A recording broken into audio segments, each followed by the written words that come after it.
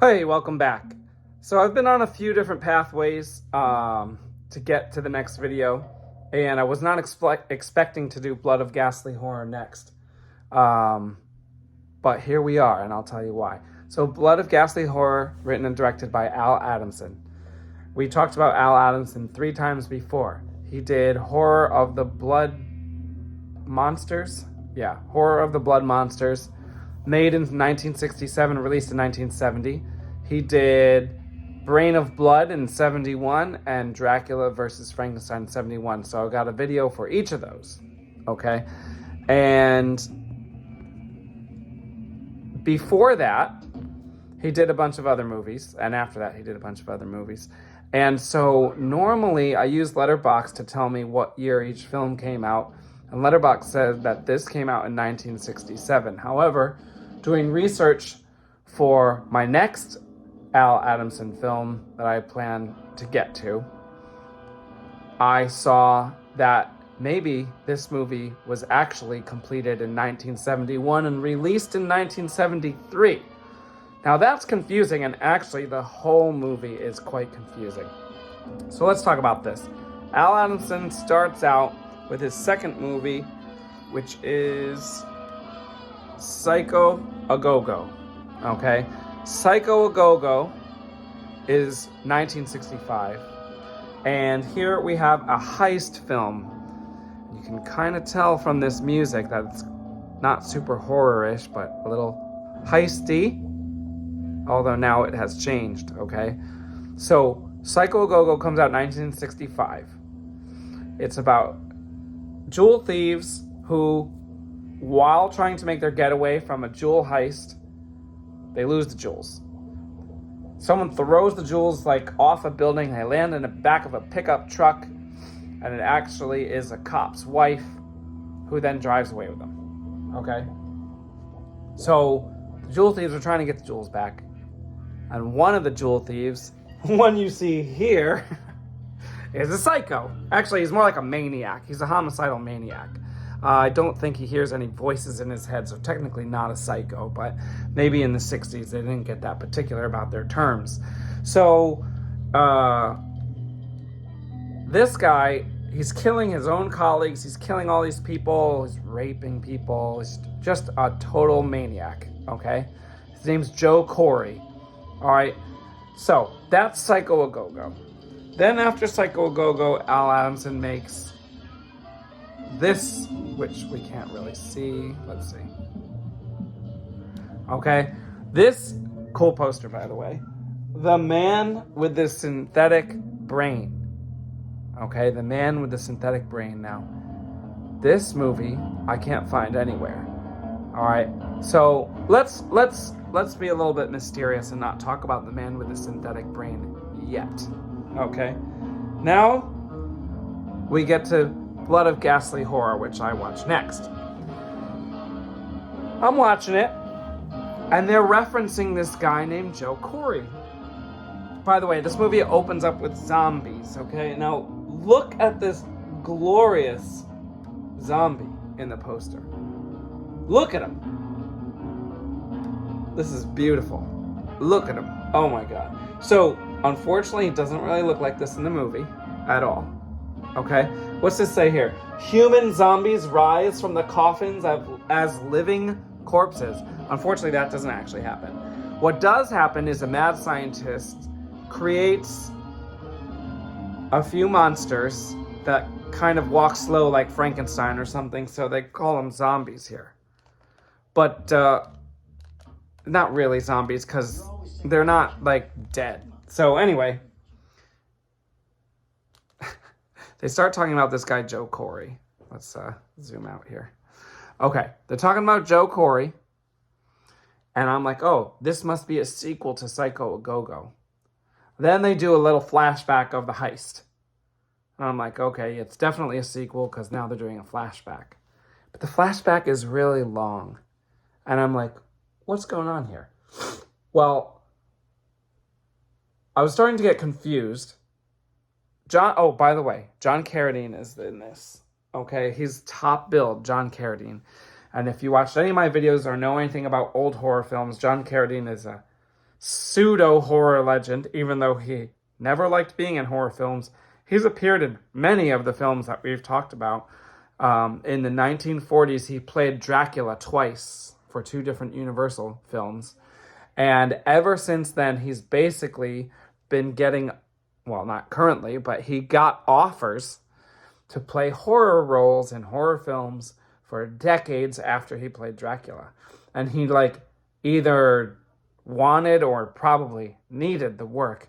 So he accepted them all, apparently. He's in so many horrible films, and he's in some good ones too. He's an okay actor. Probably the best acting I've ever seen him do was before he even played Dracula. He was in Stagecoach. I think that's 1939, a Western that John Ford did. And he gives a very good performance in Stagecoach. And that was 1939. And after that, he wasn't even great as Dracula, to be honest. Anyway, I've probably said this in other videos. So John Carradine is a mad scientist number 1 of the movie. And he explains that he found Joe Carey, the psycho maniac from Psycho Go-Go, found Joe Carey mostly dead upon returning from the Vietnam War. And so he did an experiment on him and brought him back to full life, and that made him a psycho, or that made him a maniac. Okay, fine. I'd like this. It makes sense, because there was no explanation as to why he was so crazy in Psycho Go-Go. Now we have an explanation. Cool.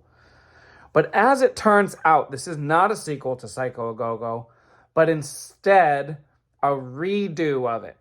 So now, I'm making this term up, okay? We all know what a remake is. That's when a movie is made, and then later someone takes that plot and they make it again. That's a remake, right? Okay, there's also a reboot when there's a series of films, like, for example, Dracula. And then someone decides they're going to make a new series of films based off the original first movie in the previous series. So that would be a reboot. I'm calling this a redo because Al Adamson attempted to just erase the existence of Psycho Go-Go and re-release it, but with added scenes. And then I find out he did it twice. So he did it with Man with the Synthetic Brain. Let's get that big again so we can see it. Okay. Now, this one is unavailable to watch on any kind of streaming platform. But this is Psycho Go-Go again, but with the John Carradine experiment, bring him back to life scenes added. Okay?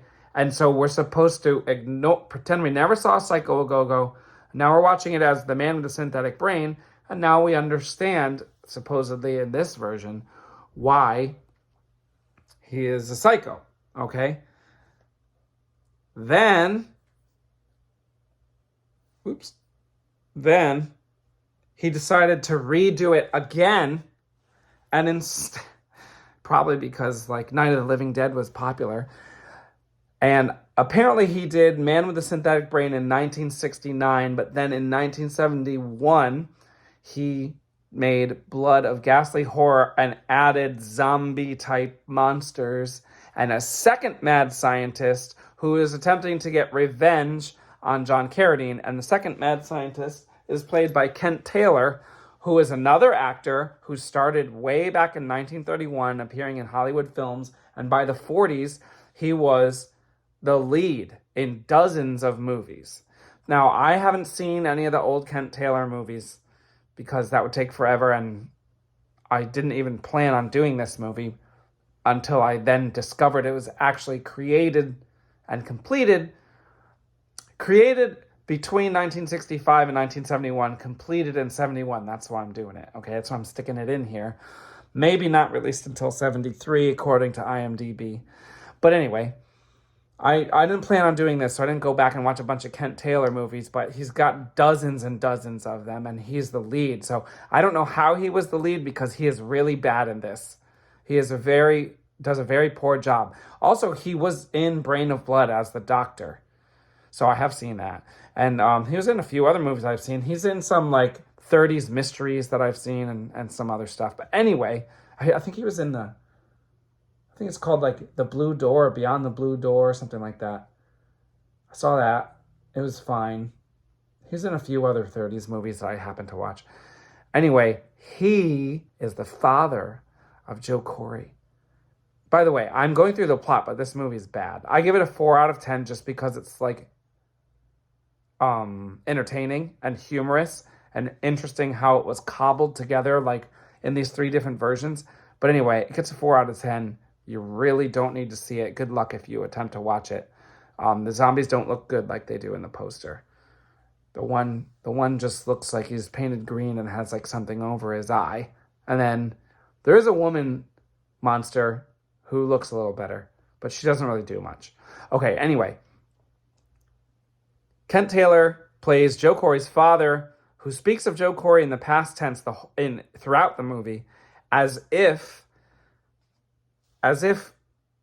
he's alluding to events that already happened, and said that his son died twice, once in Vietnam, and then he was brought back by John Carradine's character, and then he died again during the pursuit where he was shot and falls off a cliff, supposedly at Lake Tahoe, but in reality they filmed it at the Mammoth Mountains in California.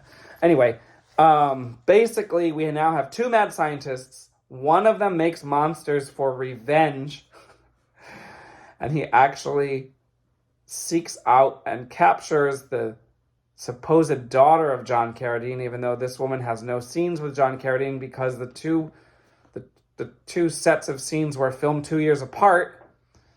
This movie's such a mess. It was kind of fun, although I watched Psycho Go-Go and then Blood of Ghastly Horror like back to back, so it was basically like watching the same movie twice.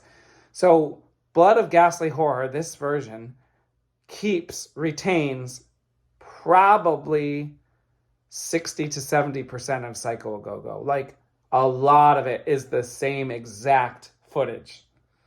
So watching the 2 back-to-back is not great. Also, I would say Psycho Go-Go is better because it's more of a coherent film. Even though it's less exciting because there are no zombies, and there's no sci-fi element, and there's no John Carradine, and there's no Kent Taylor, it is an honest attempt at making a heist film. And, they try and put some action in there. They didn't have much of a budget. The acting wasn't very good. Although the guy that plays Joe Corey is actually pretty decent. And these 3 films, I think, comprise 3/4 of all of his film credits. He was in one more movie called Fuzz that came out in 1971 as a minor character. I might watch that eventually just because I'm curious to see how he is in it. Anyway, if you watch Psycho Go-Go, you don't need to watch this, and vice versa. If you want to see the version with zombies that don't make sense and mad scientists, watch this version, but it's actually not as good as the original version. So that's pretty much it. I give this one a 4 out of 10. I'm on track to watch more Al Adamson movies and on a separate track, but I'm not positive where that one's going to end up, so I'm going to wait to talk about that one. So we'll see what comes next. But shout out to whoever did this poster. Look at this guy. So good. He looks almost as good as the monster from Mad Doctor of Blood Island and Beast of Blood. Nothing has beaten those yet. The Beast of Blood, I think, is 1970.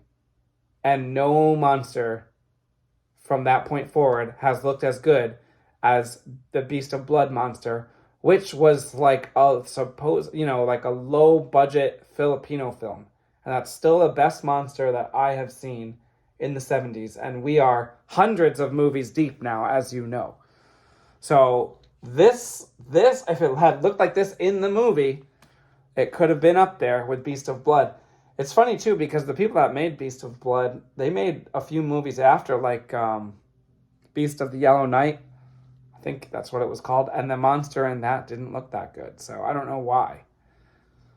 All right. We'll see you next time. Thanks for watching.